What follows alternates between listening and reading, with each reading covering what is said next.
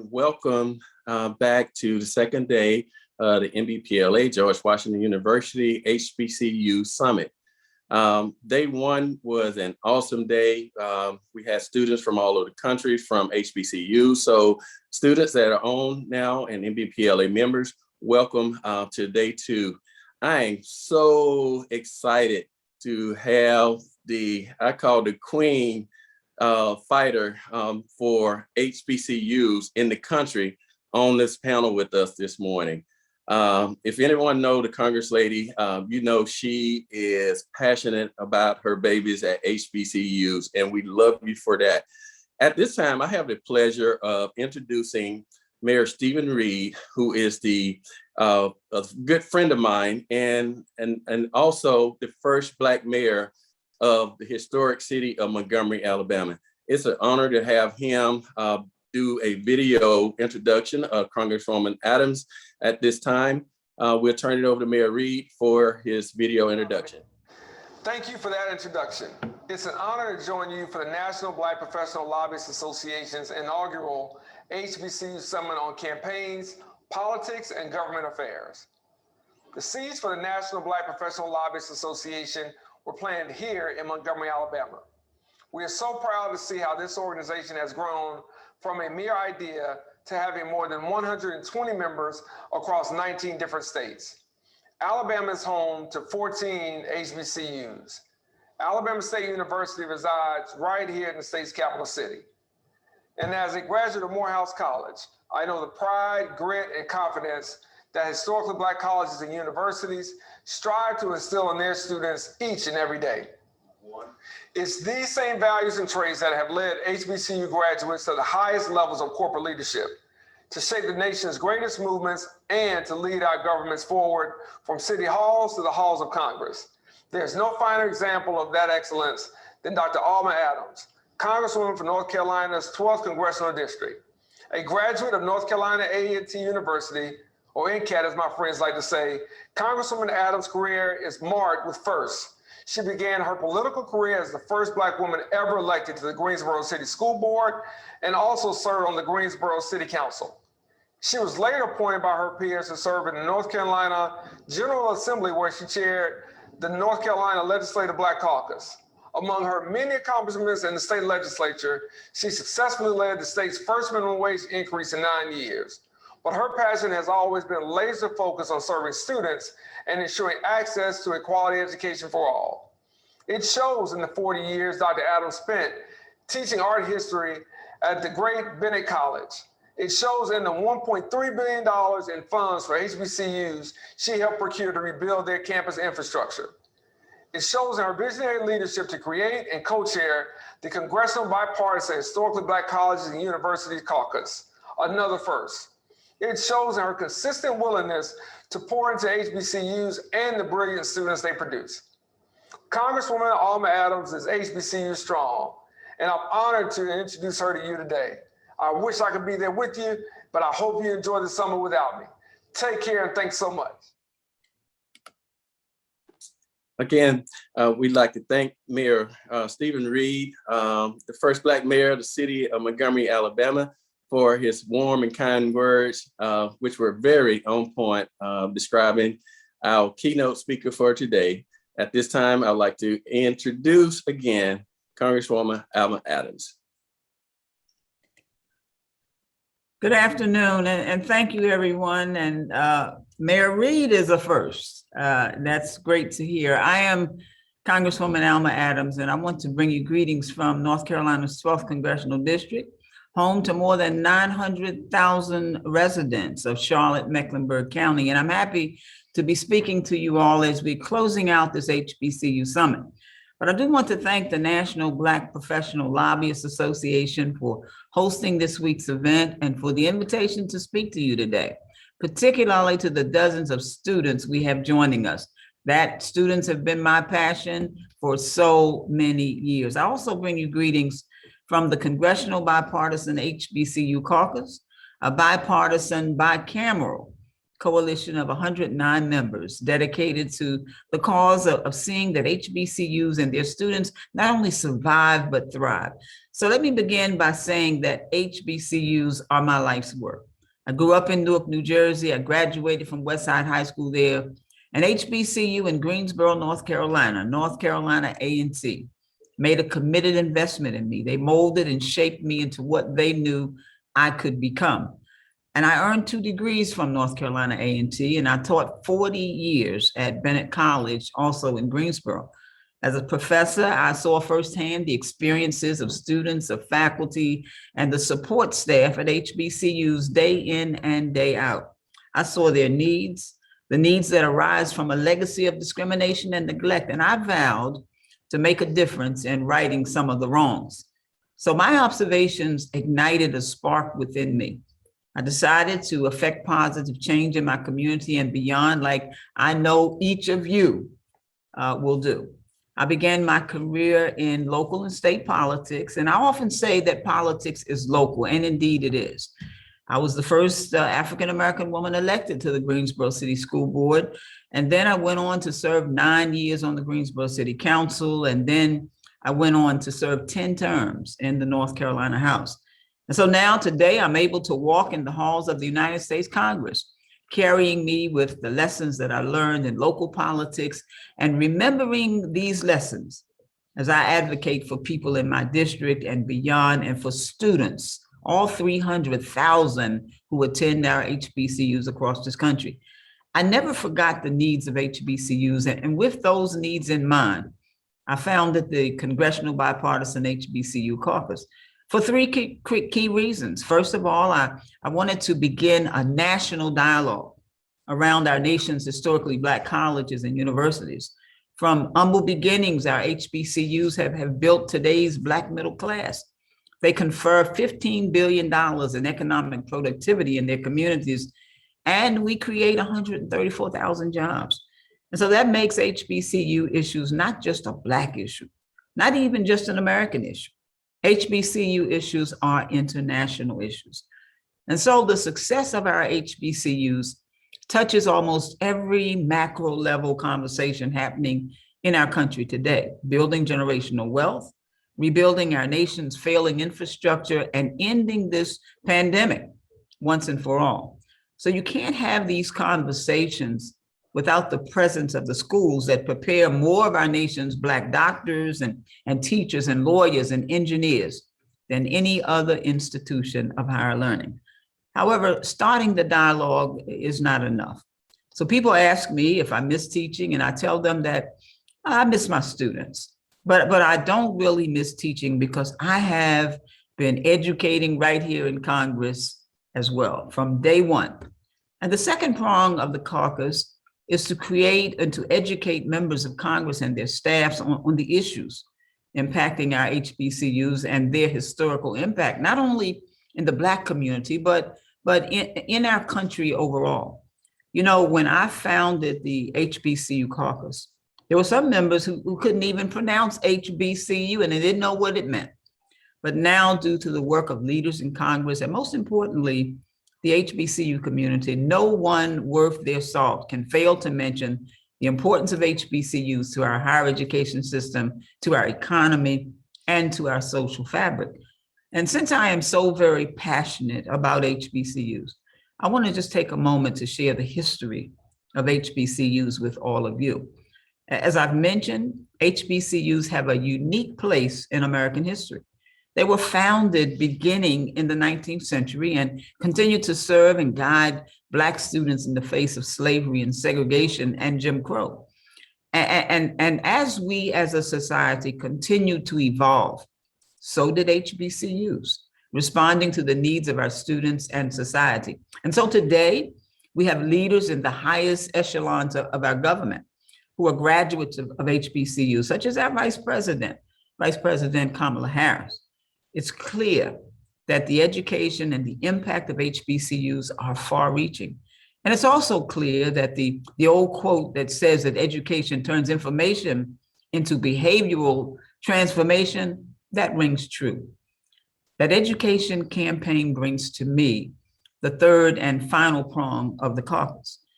And that prong stands as the true mission and the purpose of our broad coalition. The caucus has been instrumental in drawing awareness to the issues impacting historically Black colleges and Congress. Along with the Congressional Black Caucus, we've led the charge in passing meaningful bipartisan legislation to address those issues. I do this work because it is personal for me. As I shared with you a few moments ago, HBCUs were an integral part of my life as a professor and also as a student. Earning my degrees opened opportunities for me. And I'd like to share something personal with you. My mom did domestic work. She cleaned other folks' houses so I could get an education, and my grandmother as well. And for some time, I did that too. But because of the education I received at an HBCU, which opened my eyes to my talents and how I could use them to best serve my country, I'm now able to amplify and uplift the voices of others who may not have their voices heard right now. And as a former professor, there is a lesson I want to share with all of you now. Reflect upon your journeys, those who've helped you to get to this point in your lives and your passions. Consider your talents and how you can make a positive impact in your communities and beyond.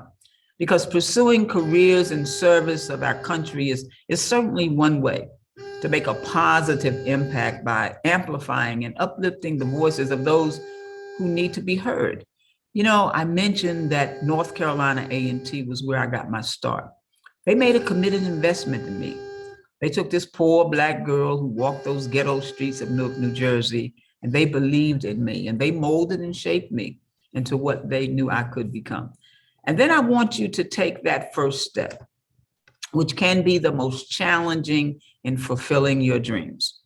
Again, keep dreaming, keep working hard, and keep thinking of the possibilities, because you are HBCU strong, and the best is yet to be. And thank you all so very, very much for being here. And thank you for what you are doing to make sure that our country can be the very best that it can be. God bless you.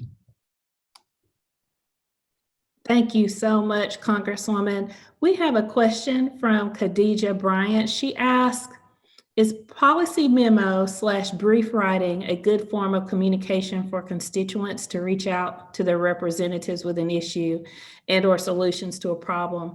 And when a memo is written, is it really considered? Well, let me thank you so much for your question, young lady. You know, you are the ones who make an impact on those of us who serve. We make policy, but listen, you make policy makers. And so it's your responsibility, I think, to let us know what you believe. And so, yes, however you do that, you can write, and memos are fine, but I would tell you that because of all the things that we have to read, you really want to keep it short, succinct, to the point.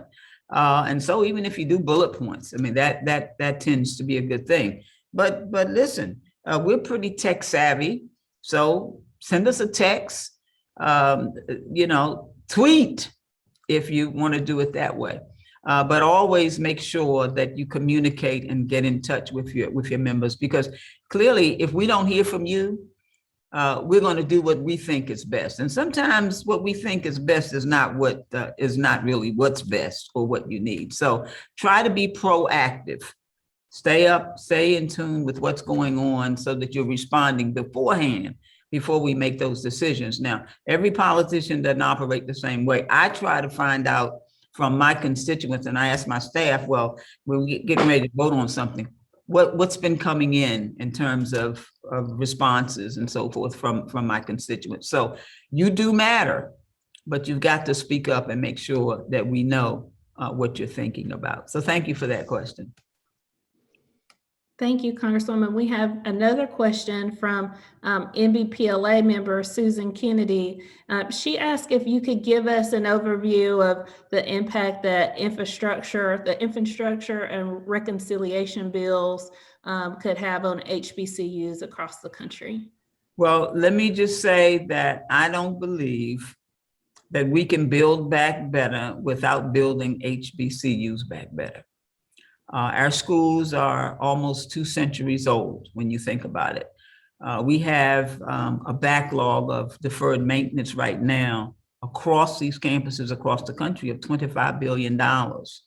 I hope that whatever ends up being in this package will help address some of those needs. But I will tell you, and I want you to tweet and text this out, that we have a bill, I have a bill called Ignite.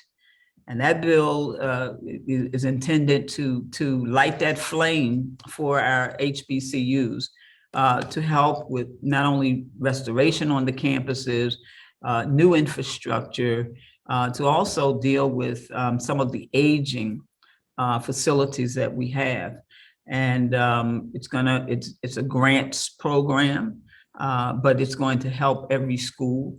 And it's going to hopefully get us back to a point where we can not only survive, but that we thrive. So please text that out.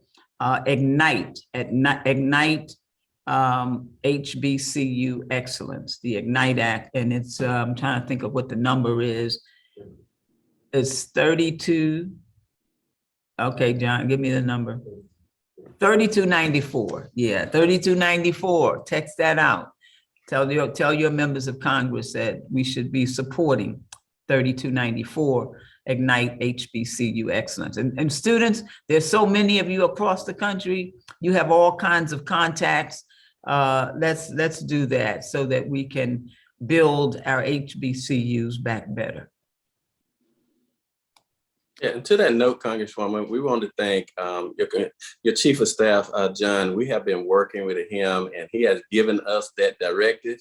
And we have sent crafted message from NBPLA throughout the country to all HBCUs, all our student networks, to call their congressional members and express those sentiments that you just told me.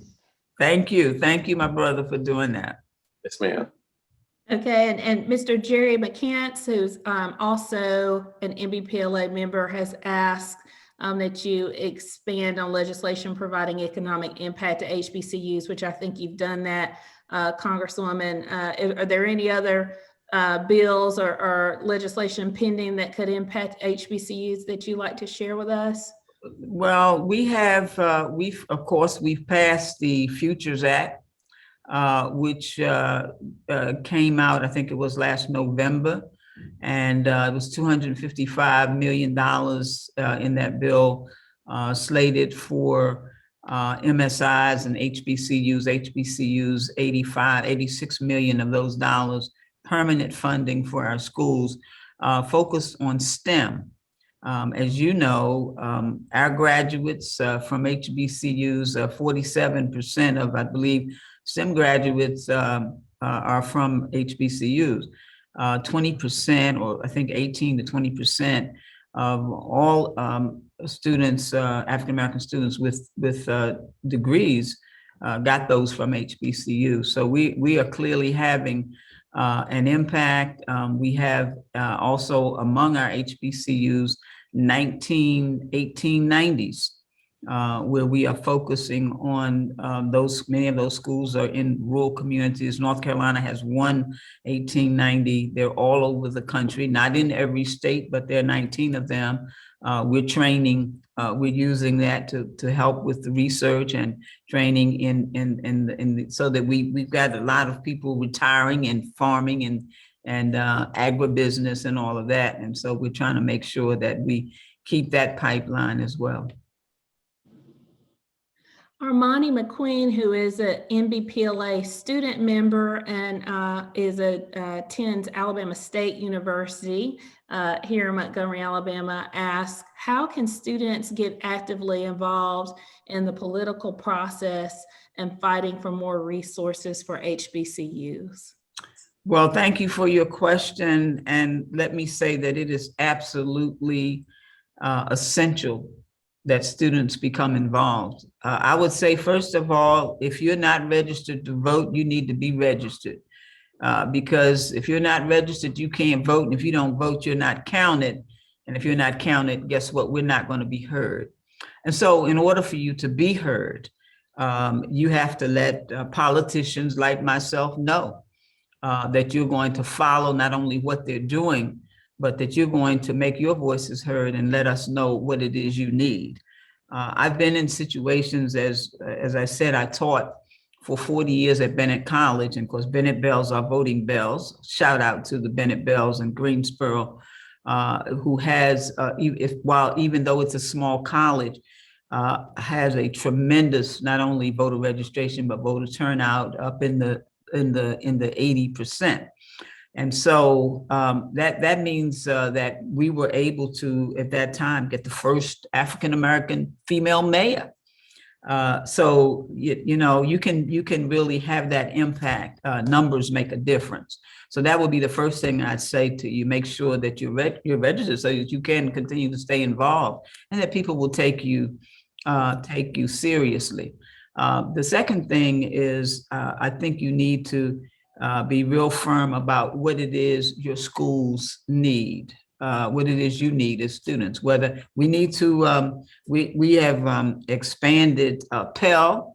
Many people were calling for doubling Pell. I say we need to triple it because what it used to do, it doesn't do anymore in terms of really the cost of it. Education is not cheap. And so many of our students at HBCUs are first generation. And so in terms of having that wealth to build on, many of our students don't have it. Many of our students have to work. And sometimes they have to leave school and come back and so forth. So I think the many ways that you can talk to your legislators, be they at the state level as well as the federal level, let them know about those things. But you got to do your research. You're students and you can do that. You already know what it is you need. But understand that politicians may not know. Just because you get elected doesn't mean you're the smartest person in the world. That just meant you got enough votes to get there. But in order for folks to stay there, to stay here and to stay in state government, and even local government, it will take the citizens because you are the ones who will make the rubber meet the road. So, stay involved, understand what's important, make sure that those who are elected understand that too. Whether you voted for them or not, if they're representing your district, they should be representing each and every person. Yeah. And we've got one final question. We want to be cognizant of your time, Congresswoman. This question is from NBPLA member Aisha Jones. She asked, what advice do you have for women in the governmental affairs profession who are seeking to make an impact on public policy? Well, first of all, thank you, Aisha, for that question. I think that we need more women engaged. When I was sworn into the 114th Congress, I became the 100th woman in the 113th Congress. And of course, we've got many since then. I think it was Margaret Thatcher who said in politics, if you want something said, you ask a man, but if you want something done, you ask a woman. And no disparaging on any of my brother friends out there. But we are, as women, really engaged in a way, and there's so many issues that are coming up now that we never talked about before. In this Build Back Better that President Biden is looking at, that we're looking at and working on, we've got paid family leave. We've got, and I do want to just put a plug in for the committee, the subcommittee that I chair, workforce protections. And so we look at all of those things, paid family leave, also universal child care. I mean, when you think about the pandemic and the impact that it has had on workers, basically women have had to bear the brunt of much of that. So I would just say to all of the young women to stay engaged, get a role model, get somebody that you can work with. If you are interested in a particular area, you might do some shadowing of that person, interning with those groups, so that, because we do need more women involved, because all issues are women's issues. It used to be that, and I was thinking when I was a student at North Carolina A&T, there were certain areas you didn't see too many women in. I was one of maybe 2 or 3 women in the Department of Visual Arts.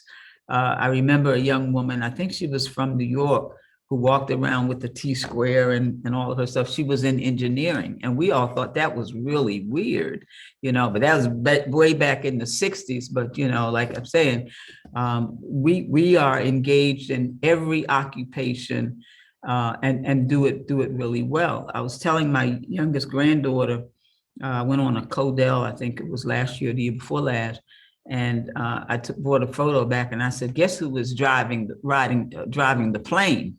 It was a female. It took us all the way over to Germany and back and everything. So, I think, listen, whatever, if you conceive it in your mind, believe it in your heart, you can achieve it, whatever it is.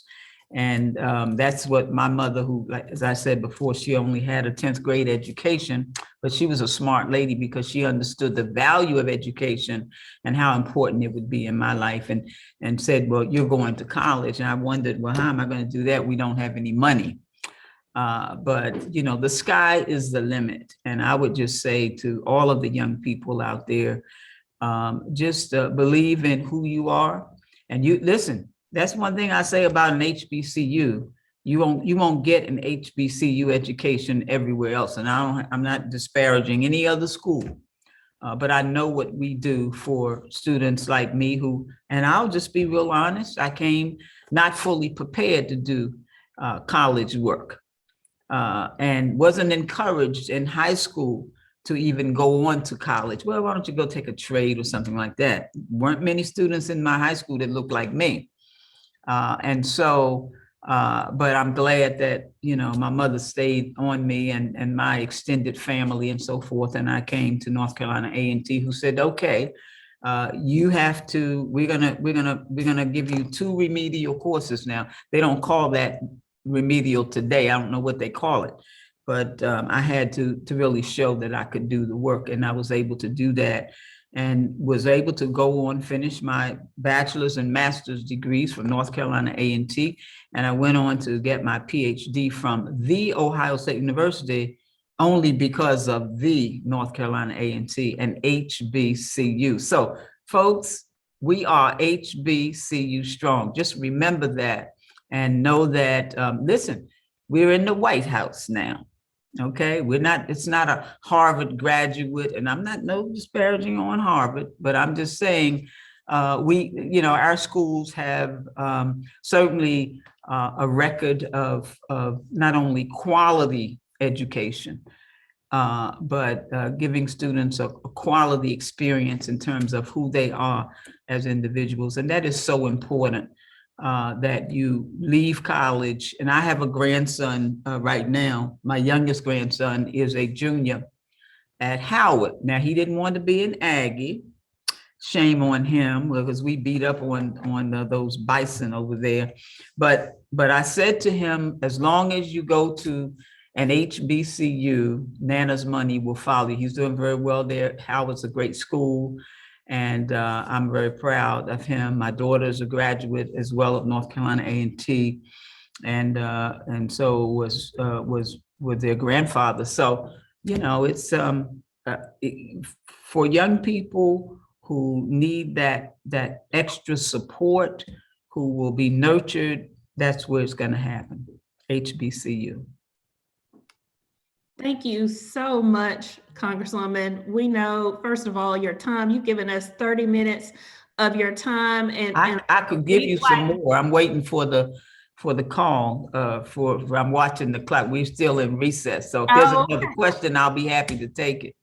Well, we do have another question. It just came in as soon as you said that. It's from Khadija Bryant. She asked, how have you aligned your morals and values on your career trajectory? That's a wonderful question, Khadija. Thank you for that question. The Lord has blessed me to go from school board to Congress. And I have not forgotten where I've come from and how I got over, as we say, how I got there. And I think that if you really want to do something, and you set you create a pathway to do it, it's all things are possible. You know, I grew up in the Baptist church, and you know, there's a song, all things are possible if you only believe.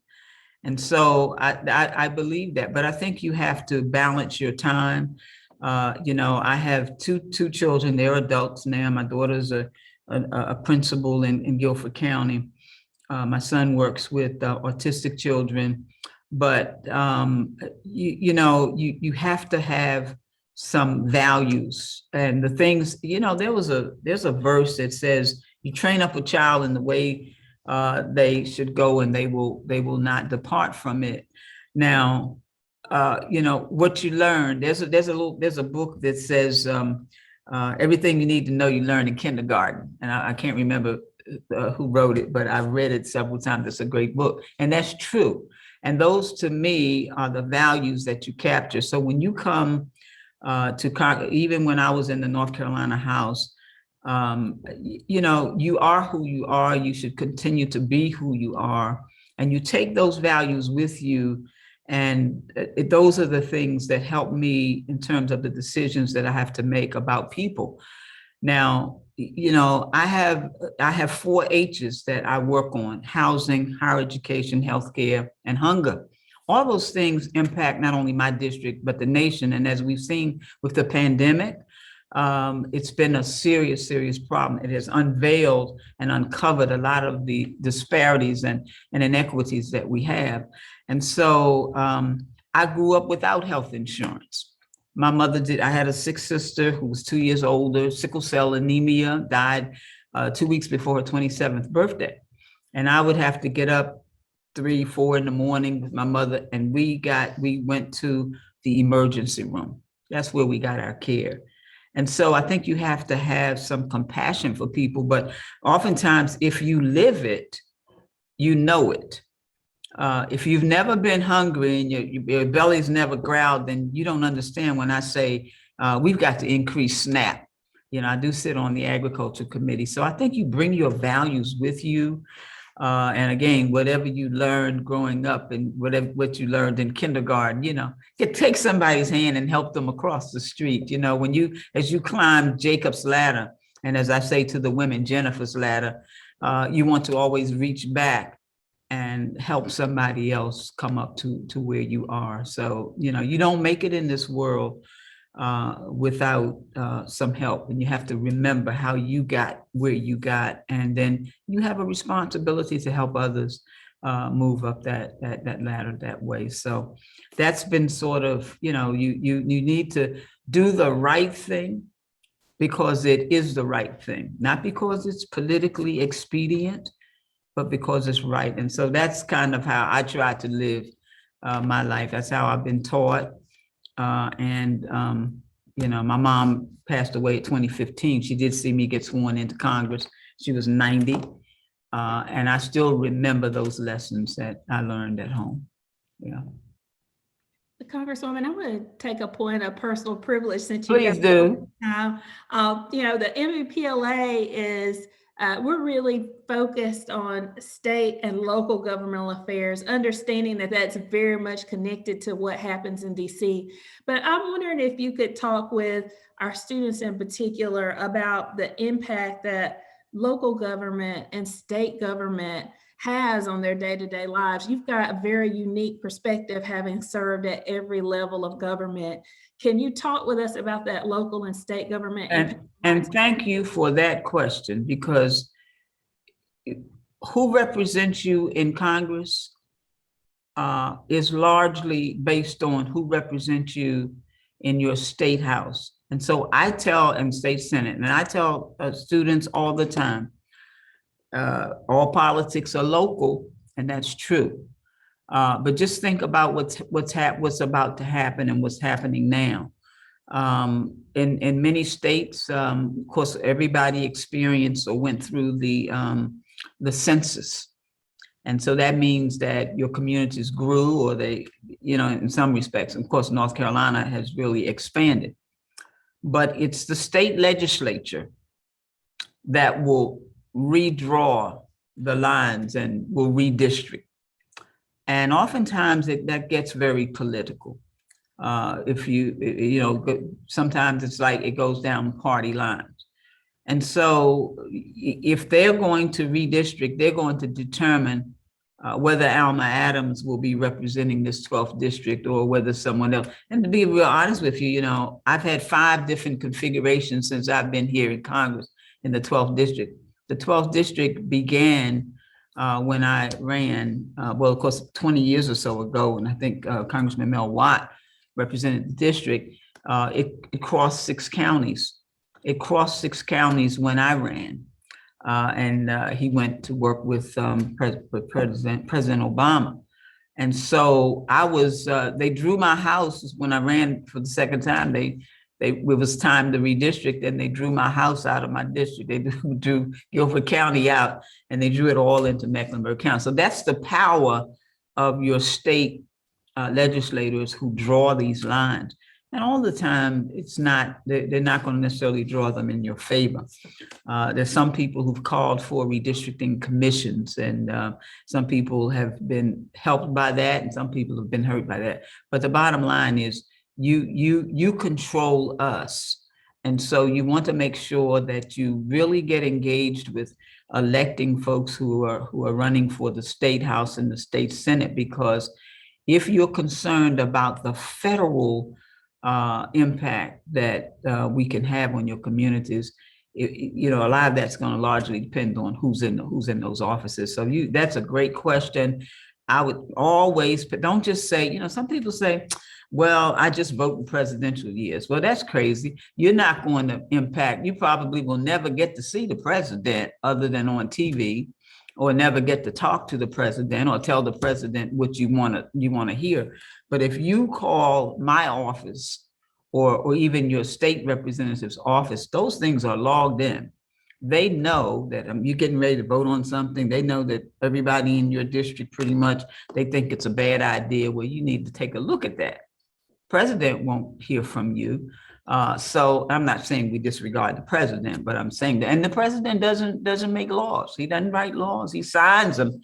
They signed the bill that, that we send to them if they get out of the House and Senate. So please, really, I'll say to these young students, make sure that you are engaged. And I'll say about that, if you live in if you live in another state, and you are going to school in a particular state, I would encourage you to make sure that you are, and if you're not going back home to vote on election day, which is typically on Tuesday, and you should be in class. So if you're not going home to vote, if you have not found out when your absentee ballot should get there and you forgot, why don't you think about registering in the state where you are in school? Why?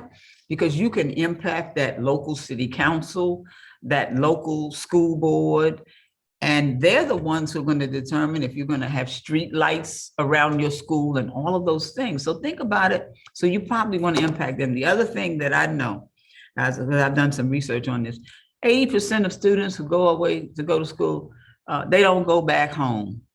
Okay, so you've saved that registration at home for the 4 years or whatever that you're in school, you didn't vote. Now, if you were in my class or on the campus at Bennett, you would be very much embarrassed when I was there, because I not only do I take the roll, but I also find out who's registered and have a little talk with you, or we put it in the school newspaper or something like that, because all that's public information anyway. I had a student to get upset with me one day because we were doing a little tally, and she says, well, she came in, I don't appreciate you putting I said, well, first of all, it's public information. And obviously that's going to encourage you to now get registered. And that's what we want. Because again, if you're not registered, you can't vote. If you don't vote, you're not counted. You're not counted. You're not going to be heard. And so, that's, that was a great question, but I just really think that we have to really think seriously about how to make the impact, the most impact, the greatest impact.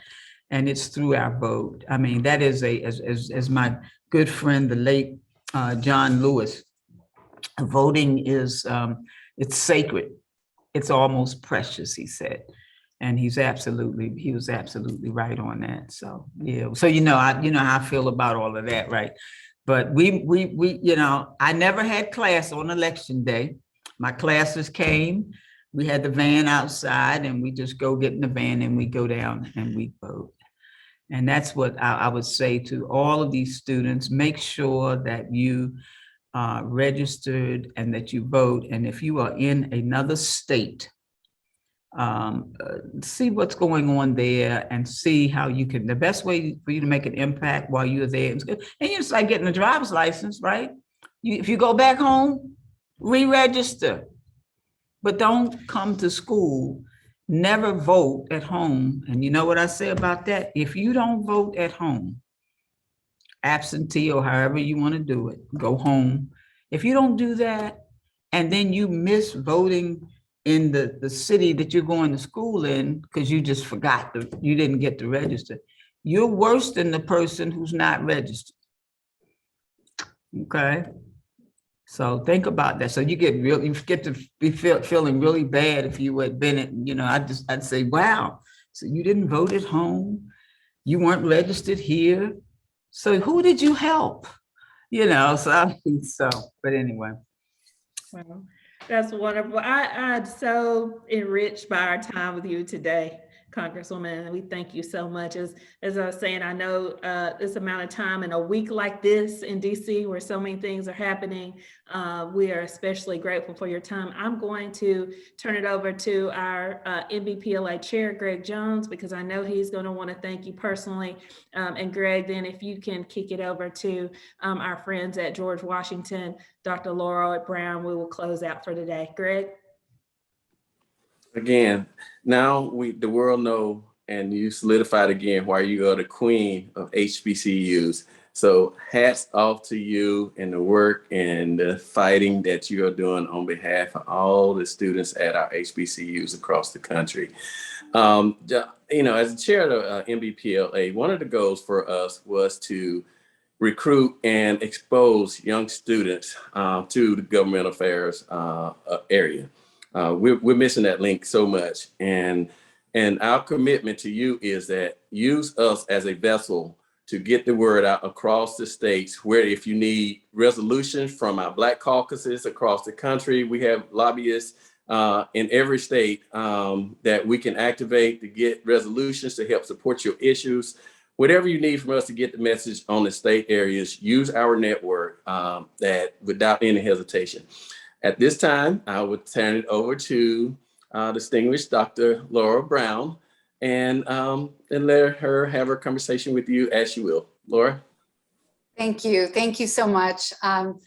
Greg, it's just a pleasure. And Terry, I cannot thank you enough. As the director of the Graduate School of Political Management at George Washington University, I'm so honored to be here. It's incredibly difficult to follow that unbelievably inspirational talk from Congresswoman Adams. So thank you for all that you're doing and all that you've done to help and promote education. It is obviously an issue that is near and dear to my heart. And I hope that what your students take from this and what our beginning partnership will realize is a stronger and stronger connection to bring more students from HBCUs into Washington, into politics, into the fields of public service, advocacy, and communications. It is our graduate school that works very hard to make sure that we're training those professionals to do those jobs in Washington, in state capitals, all around the world, in fact. And so I really hope that you will see us as a partner in a way to bring forth a whole new generation of leaders to change the inside of politics. Because I will tell you that I happen to believe that how we combat discrimination, how we end systemic racism, is that we have to change the way the institutions look from the inside. We have to have more people who look more like the country, making the rules that then allow for greater representation, access, and more people to be heard. And it is our job at our school to make sure that students get in the room and at the table, and I sure as heck hope at the head of the table, because we need to really bring change in this country. And I'm just so delighted and so grateful that we've had a chance to do this summit. I'm looking forward to doing it more. And I want to thank our tremendous kind of alumni who've been engaged. We've had Quadrico Driscoll, who's involved, and Remington Belford. And we've had our GSPM fellow, Dana Gresham, who I know spoke with your students. We've also had an opportunity to acknowledge all of our GSPM alumni trailblazers, who, if you didn't hear the presentation yesterday, my goodness, Krista Jones had an opportunity to present these awards to our 7 alumni who are really moving and shaking the worlds of politics and advocacy and communications. And we've been doing this for over 40 years. So, well, I should say, one of our programs is over 40 years. Our school itself is over 30. But it is a heartfelt, deep commitment of mine to make politics look different. And it's partly because I will tell you, I'm 51. I first got into politics in 1992. I was graduating from college at UCLA. I was in Los Angeles. We had the riots that year in April. It was my senior year of college. We also happened to be fortunate enough to have 2 women who were running for the US Senate that year. I didn't have any connections into politics. I didn't have family that was engaged.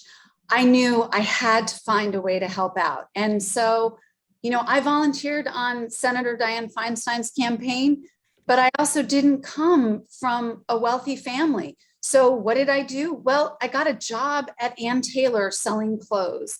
It's probably why I still wear Ann Taylor, but it is the truth that I didn't know how to do all this. And the great part about where we are now, and I hope our students at HBCUs know this, is that there are now all these networks to make this process better and different. We are here to help mentor you, help guide you, help connect you with alumni and other leaders who have really made a difference. And so I hope you will reach out to us. I want you to know we're here for you. We want to have as exciting and as diverse a student body as we possibly can. So know that we're here for you, know that we believe in you. And I believe exactly what Congresswoman said. If it's in your heart and it inspires your sort of passion, go with it, believe it, and just commit to it relentlessly. It will work over time. Thank you so much, Dr. Brown. Without further ado, we're going to wrap up our summit. Congresswoman, I can't thank you enough on behalf of the NBPLA for your words of wisdom. Thank you for our student attendees. And we're so excited that we're going to get to share this wisdom, Congresswoman, with other students across the country after the fact. It's a treasure that we have this recorded and preserved so that it's not limited to our group, but we can continue to share it.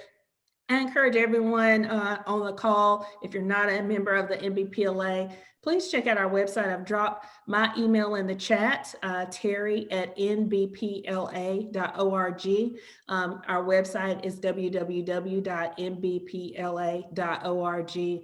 We're excited to have over 120 members across 19 states. We've got a mailing list of over 600 governmental affairs professionals across the country. And as our chair, Mr. Jones, mentioned, Congresswoman, we look forward to working with you and continuing to work with Mr. Christie to to be a resource for you however we can be. Thank you everyone so much. Have a wonderful rest of the week and we will see everyone soon.